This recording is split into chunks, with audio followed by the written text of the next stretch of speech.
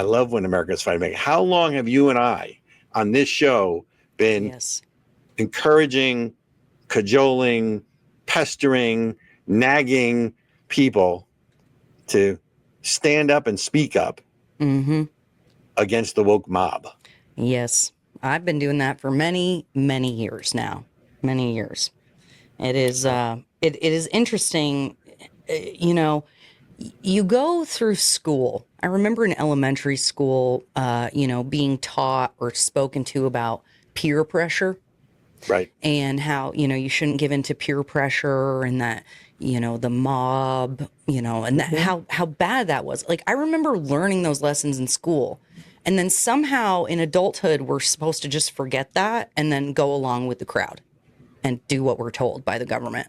It's very weird. Reasons to trust the government. Nice hat you're wearing. That's right, ladies and gentlemen. They do not care about you. Now, look, we are also very privileged tonight. Not only, folks, are we doing a 2-hour show leading up to the pregame, but earlier today I was able to sit down with Victoria Coates, who is the former Deputy Director of National Security Council under Trump 1.0.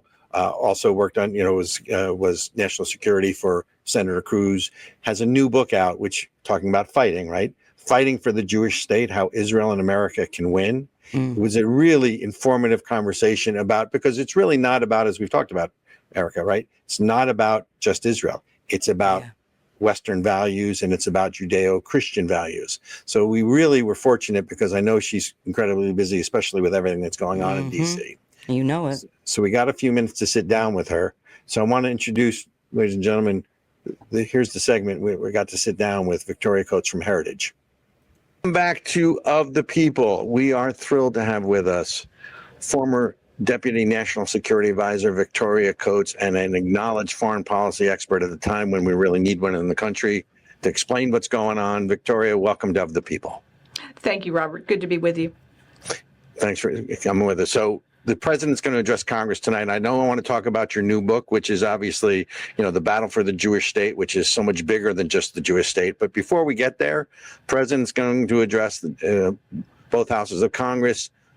With regards to Israel, what do you hope you hear from the president tonight? Well, I mean, we've just seen a sea change over the course of the first month and a half of the Trump second term of the orientation of the United States toward Israel. It very much is a reprisal of what he did in his first term, but things had gotten so bad during the Biden administration with the open hostility toward Israel, the anti-Semitism here at home, which is quite horrifying, that there's been a lot to repair, and the administration has already started that work. I think Israel feels materially much more supported, and we've had things like Secretary Rubio announce an additional $4 billion in arms sales to Israel that the Biden administration had held during the war in Gaza, because they didn't want the Israelis to be too aggressive against Hamas. Secretary Rubio just freed that up this week, and that's the kind of concrete step that really helps.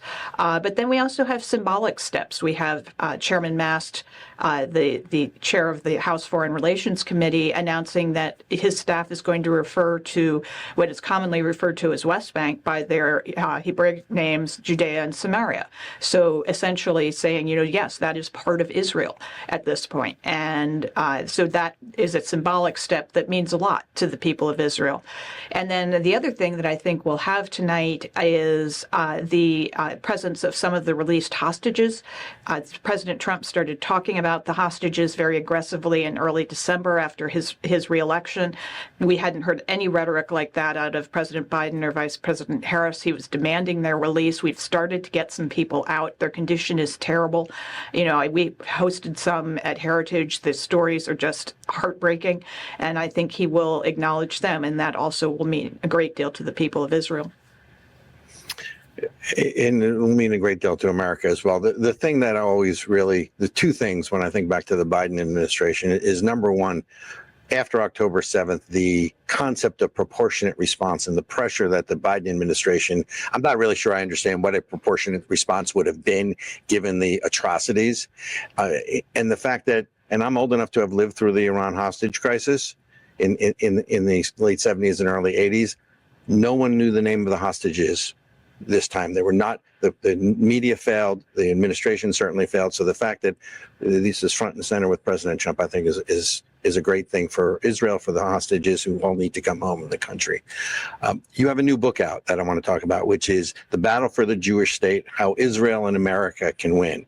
And I want to talk about that a little bit, because one of the things in your book is that this struggle, and we've talked about it on this program before, but it's not really about Israel, is it? It's a much larger battle that's being played out here. No, it is. This is really, Robert, a battle for Western civilization, and that's why the subtitle is How Israel and America Can Win, because the enemies of Western civilization are coming for both of us. And this was part of my kind of learning journey in writing the book, is we have this whole, with this whole school of thought here in the United States, and that's what's critically important in our academic institutions, particularly our universities and colleges, who believe that the United States and Israel are inherently imperial, immoral, and illegal. And that those are three very important points that they go through, and they say that both Israel and the United States stole their land from indigenous people, so it's not really their land, and that we're imperial, we impose our will on other people, we enjoy disproportionate success, and that according to international law, our countries are illegal. So they're coming for Israel first because it's small, but make no mistake about it, if they succeed in isolating and diminishing Israel, the United States is next, and the tools will be very similar. And so, a lot of what is in the book is actually about the United States and how this has happened to us, because that was the question I kept getting last year, is, how are we seeing Hamas apologists, Hamas supporters on our campuses? Why is my child unable to walk across her campus and not feel unsafe? Why is this happening? And, it's been a concerted campaign, and with these people were ready. Right after October 7th, we saw the pro-Hamas protests start. They started at Columbia, but they quickly metastasized, including to my alma mater, Penn. And when I went to speak at Penn last year, I needed 3 layers of armed guards. There were more guns than audience members in the room, just because I wanted to go to my own campus and say I thought it was a bad idea to hate Jews. So that's where we are. And so the book is about how that happened, about how October 7th happened, and then very much what we can do about it. So I think that's important, that we sort of chart a path forward. So let's go right to the core. So what can America do about it? Because it's not only, as you say, Western civilization. At the core of that, it's Judeo-Christian values. So at some level, to me, this has always been a much broader battle. I go back to the writings and readings of Oriana Fallaci and earlier on, where this is about Islam versus the West. And we can discuss whether or not there's something that there such a thing as radical Islam or not, and that's a whole different conversation. But what can we do about it to win this battle? Because it's very much a battle of civilizations, as you point out. Yes, and that's really the second chapter of the battle for the Jewish state, is what is the history of Israel? Why does modern Israel exist? Yes, it is largely about the Holocaust, but certainly not exclusively. And what is the connection of the Jews to the Holy Land? And then what is the United States' role in the creation of modern Israel? What was the relationship of the founders to the Jewish community in the United States, but also to the Holy Land? And that is all an interesting foundation to lay about the shared Judeo-Christian values that define both Israel and the United States. But then, as a Christian, I love the Holy Land, but that's not my reason as a modern policymaker for the United States to support the U.S.-Israel alliance. It's largely practical. It's in the best interests of the American people. We have reaped huge benefits from this after President Reagan actually codified our security relationship in 1981 with our first memorandum of understanding between our two countries. We're now at the Heritage Foundation, and this is in Chapter 4 of the book, because I cribbed all the great work of my wonderful colleagues. We're going to be unveiling next week a U.S.-Israel strategy for the next 20 years, and how we expand both the security, but very importantly, the economic cooperation between our two countries for the benefit of both our peoples. Well, that's terrific. So here's my other question. Since you lived in Saudi Arabia for a few years, I believe, when you were, was that during COVID? It was. It's actually a couple of months. I got to spend 2020 running around the Gulf doing residencies in various countries. Right. And okay. So you've been on the ground there. The Abraham Accords really is a shift in paradigm, right? Historically, what I've always tried to understand is how we as a country have stayed with a failed policy, this two-state solution, which clearly after Oslo wasn't going to work anyway, right? And now you have the Abraham Accords, and I guess the question is there peace on the horizon, in your opinion, with Saudi Arabia? Because to me, that's the game changer in the Middle East. It really is. To have a Jewish prime minister of Israel and a king of Saudi Arabia, the keeper of the two mosques, come to a normalization deal would be, the sort of granddaddy of all of these. And that's also one of the things we get into in the book is the history of the Palestinian issue. It is my view that about 50 years ago, when the Arab nations stopped attacking Israel because it was expensive and painful and they lost, they sort of created a fiction that what they were going to do was start supporting the Palestinian cause. And there are all sorts of reasons that has been unsuccessful, primarily because there's been this insistence that the Palestinians need a state of their own. But unfortunately, they're not a nation state. They are a cause, and their cause is the destruction of Israel. And that has never been enough to get them to form any sort of mechanisms of civil society. They don't have a functioning judiciary. They don't have a functioning security service without the assistance of the United States and Israel. They don't have a functioning government of any sort. And so, this kind of insistence on something that is not so has created a horrible disconnect. And that's really the point of the book, is Israel needs to win. Israel won in 67, Israel won in 73.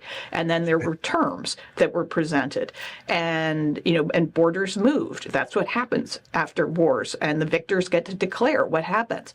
Israel has won against Hamas in the post-October 7th war by every conceivable metric. And yet you have the international community insisting that they be rewarded with a state. It just makes no sense. And I'm very hopeful that President Trump is going to cut through that nonsense and, say what everybody knows: Israel has won, and here Hamas are the terms. And I hope he says it tonight. I want to talk a little bit about the difference between Hezbollah and Hamas as well, because I don't think most of America understands that, right? So Hamas really is Sunni in origin, right? And Hezbollah really is in the Iranian orbit. Why do we not hear about the Muslim Brotherhood anymore? Right? I mean, because... Yeah. Go ahead. I'm sorry. The Muslim Brotherhood is really the grandfather of Hamas. It originated in Egypt, and this is a Sunni group. We are frequently told that Sunni and Shia will never cooperate, that they hate each other more than they hate us. That's not true. They hate us a whole lot more than they hate each other. And so you had Iran, after the revolution in 1979, start to reach out to both Hamas, which was sort of constituting itself down in Gaza, having come out of Egypt, but then also as Hezbollah started to constitute itself. And your viewers can think back to the 1983 Beirut Marine barracks bombing. Right. That was sort of the opening gambit or shot, if you will, of Hezbollah in Lebanon, and how unbelievably destructive that has been for the country of Lebanon, how many attacks on Israel, how many Israelis and Americans have died because of Hezbollah, which is much larger, better funded, and better organized, or it has been, than Hamas. But then they have also collaborated. We've had Hamas people taken out in Lebanon over the last couple of weeks.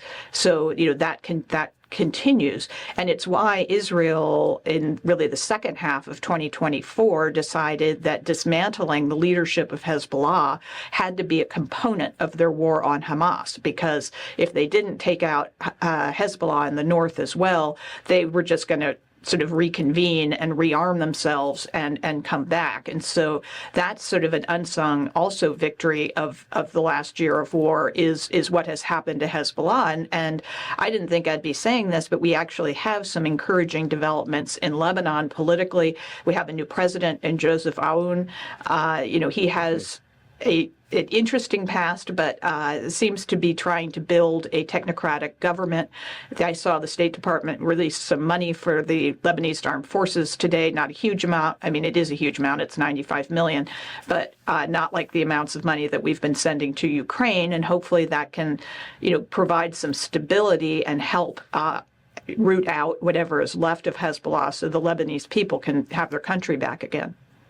Right, and my father used to travel to the Middle East, used to tell me that Beirut once upon a time was the jewel of the Middle East. Obviously, before Hezbollah took over. So is the end game here in the battle for the Jewish state and how America and Israel can win? Is the end game here in Iran? Well, the end game is the end of the sort of genocidal regime in Iran. I am not a fan of violent takeover of foreign countries and attempts to impose democracy. I think we learned that lesson after 9/11, that it doesn't really work. But if the Iranian people took it into their heads that they wanted new leadership that was pro-American, even pro-Israeli, and they have a beautiful country, you're just talking about how beautiful Lebanon used to be. We've seen President Trump's vision of what Gaza could be.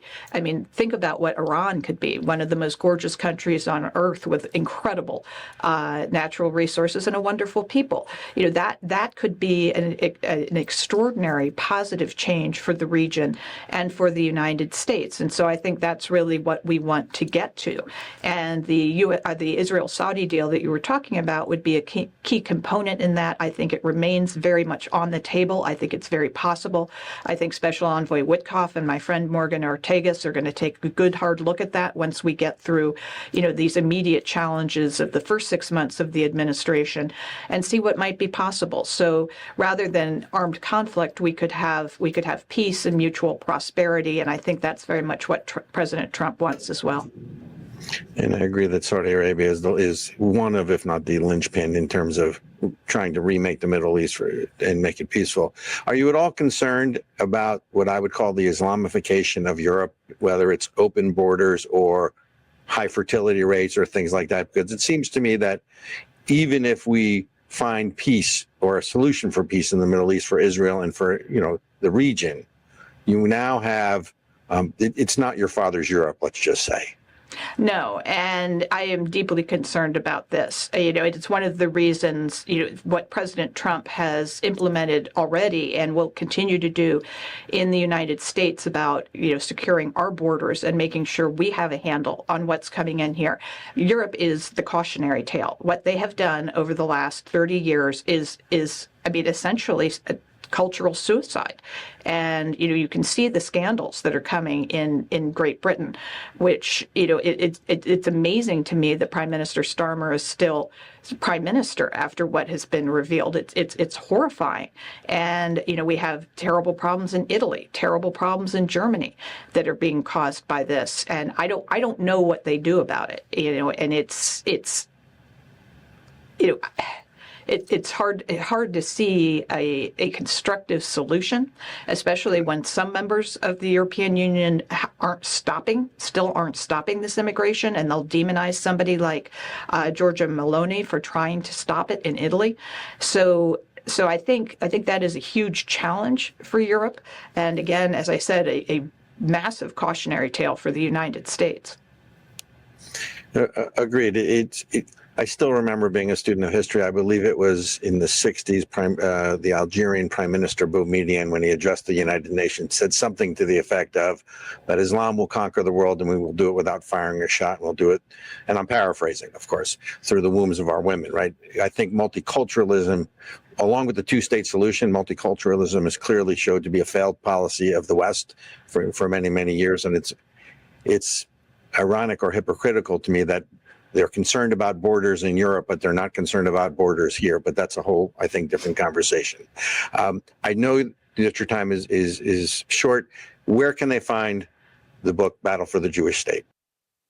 Well, thank you.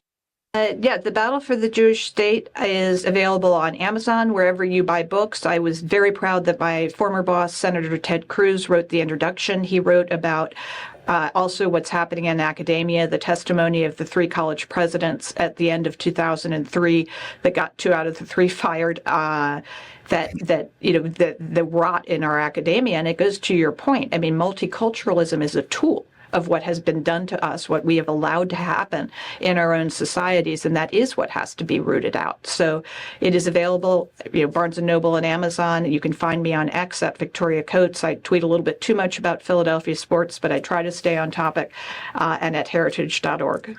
Very good. Ladies and gentlemen, we've been talking with Victoria Coates, Vice President at Heritage, but also former Deputy National Security Advisor in Trump 1.0, correct? Indeed. Good.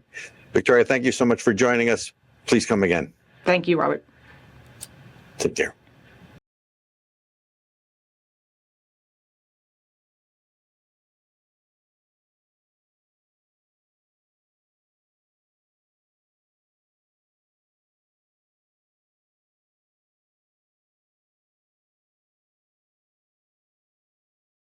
I mean, can I use the word brilliant?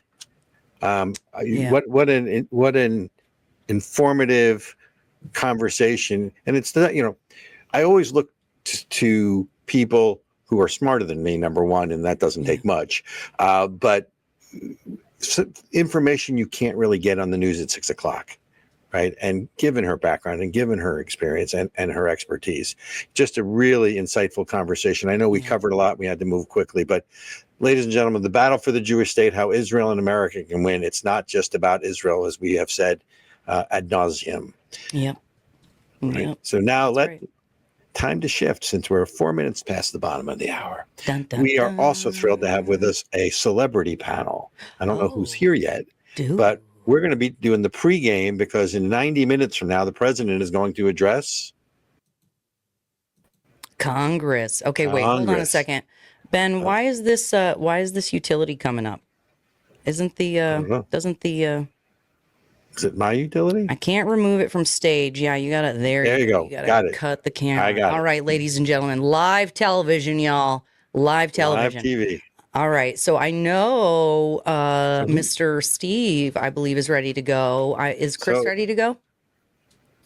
Okay. All right. Well, we've got Chris Widener and Steve Rosenberg with us this fabulous evening. Hello, gentlemen. Gentlemen, welcome, gentlemen. I love the beard. Welcome of the people. But we need to do intros so everybody knows. Ladies and gentlemen, we have Chris Widener, best-selling author, motivational speaker, and minister. Oh, Yes. Well, I was a pastor from 88 to 2002, Okay. but I just started another 501c3 and around my last book that just came out, and I'm going to be going back doing more ministry speaking now. So it's an exciting change for me. Welcome to Of the People. And we have Steve Rosenberg, speaker, author, former COO of Jewish Federation of Greater Philadelphia, the Sports Hall of Fame, and just both these guys are both smarter than me. So guys, welcome to Of the People.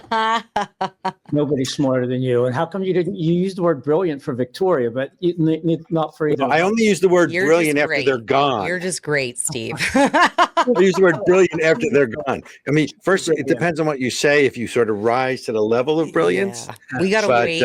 We gotta She's wait to brilliant. see how you do first. Exactly. So before we get into sort of the pre-game stuff, I want both your opinions on the whole. I mean, I have to imagine, because you're political junkies like I am. What did you think of the dust up in the Oval Office between Zelensky and Trump? Steve, you go first. Oh, I cannot wait. Nice for face, this. Steve. I cannot wait for this. It was bad theater. It's not the forum for that sort of thing. Yeah. And Robert knows this, look, Putin, as bad an actor as Putin is, I've been no fan of Zelensky throughout any of this. Nobody acted well in that. I know people are trying to make JD as the tough guy there and Trump as the better guy, but this is the Oval Office. That is not a place for that sort of behavior. If they didn't know it was going to happen, they should have turned the cameras off. And Interesting. we have to set a better standard for those that are watching. We're the United States of America.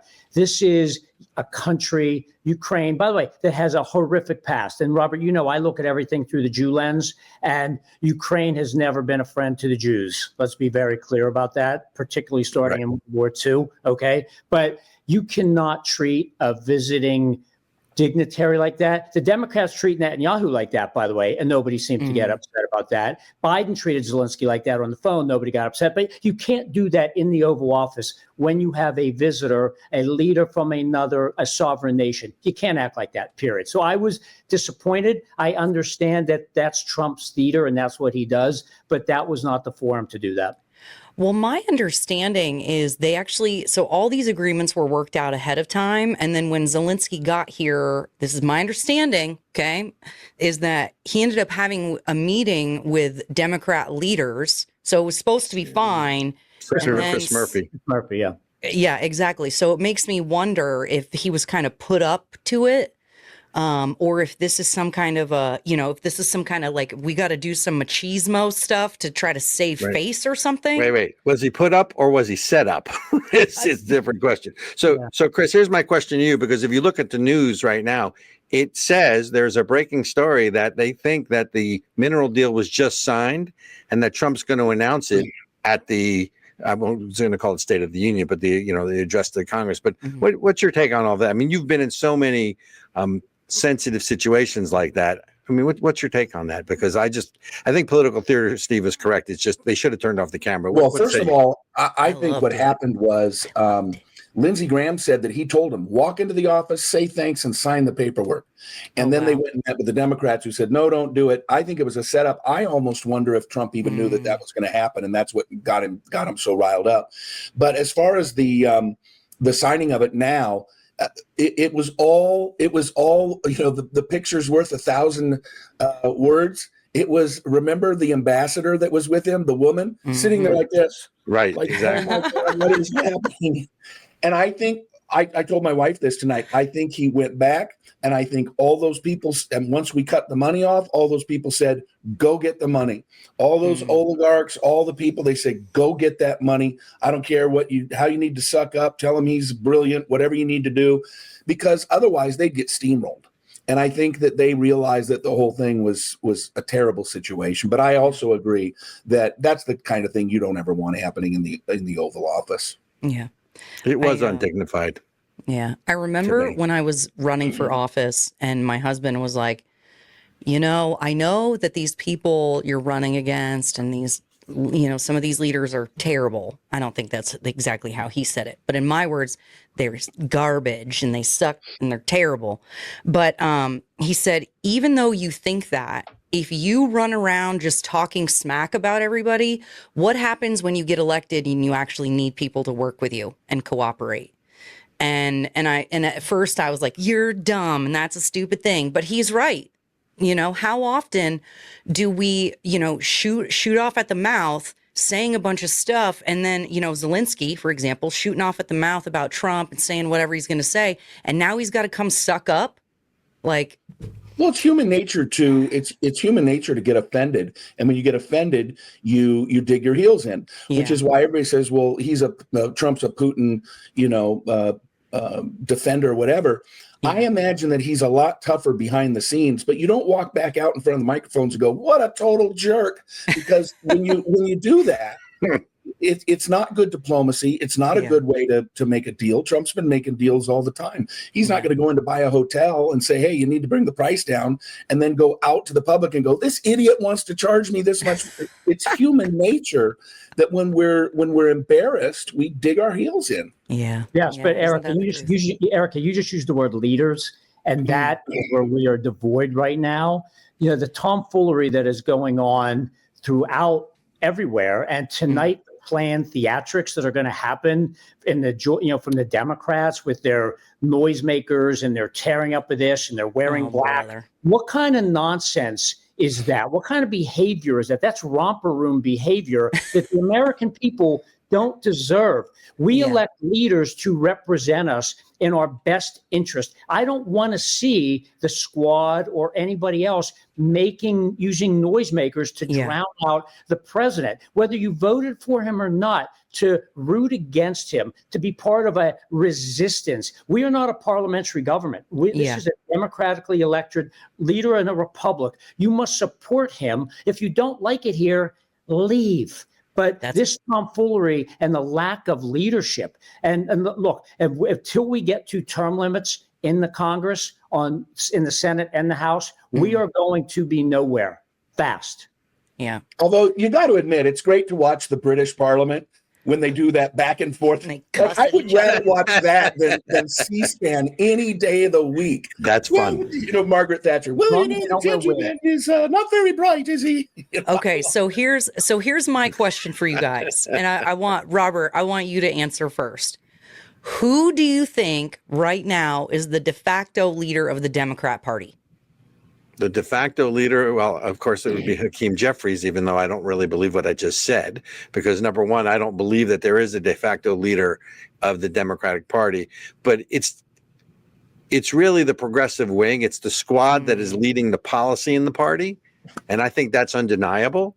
And I think that's part of the problem, right? They are so detached from reality, and the what I call power suckers, or the power hungry leadership, whether it's Chuck Schumer or anybody else, is so afraid of that they have sort of kowtowed to that, and they have lost their rudder. Maybe they never had one. There's no politician that I have lost more respect for in the last 8 years than Senator Schumer from New York, right? Because to me, I think he sold his soul. I mean, I disagreed with him on a lot of things, but I thought he was a man of principle for a lot of years. And now I don't see that. I don't think there's a leader. I'd be curious to what our other guests have to say. I don't think there is a leader in the Democratic Party right now. And I think that they're in disarray. I don't think they have policy.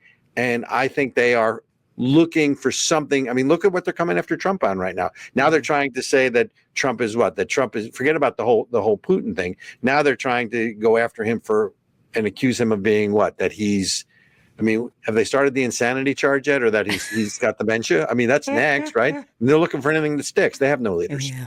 Yep. What say both of you? I agree. At one point, you could have said Obama, but Obama jumped the shark when he went on TV and urged young black men to vote for Kamala in the primaries. And I know a lot of people from that community that were, really offended by that. So Obama lost his credibility. I don't think he's the leader anymore. It's certainly not the Clintons. It can't be Schumer, because that guy's I agree with you, Robert. He is spineless jellyfish. Hakeem Jeffries, I thought, actually really had hope.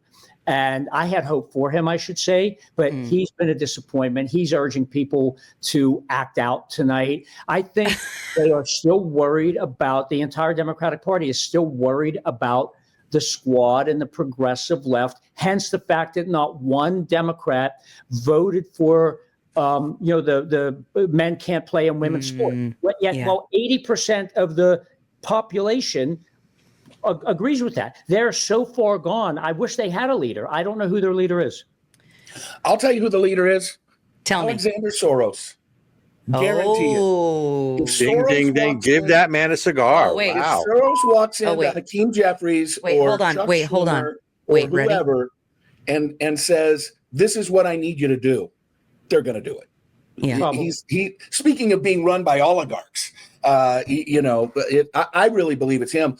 I don't know if you guys ever watch Real Time with Bill Maher, but last Friday he did this whole little thing Always. where he said there's only one person in the Democrat Party who knows how to speak to the heartland.